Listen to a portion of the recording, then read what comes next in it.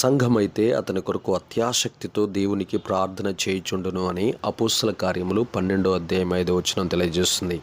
ప్రార్థన మనం దేవునికి చేయాలి. ప్రార్థన యేసు నామములో మనం చేయాలి.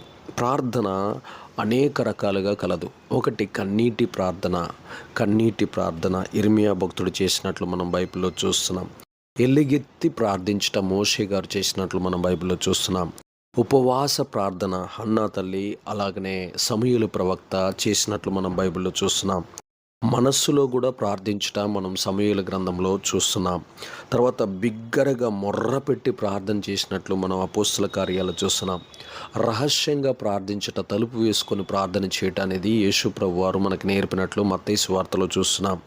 ఒంటరిగా ప్రార్థన చేసినట్లు యేసు ప్రభువు వారు గెత్సెమనే తోటలో మనము కృత నిబంధనలో చూస్తున్నాం. సామూహికమైన ప్రార్థన ఆది అపోస్తల కాలంలో వారు కలిసి ప్రార్థన చేసినట్లు మనం చూస్తున్నాం.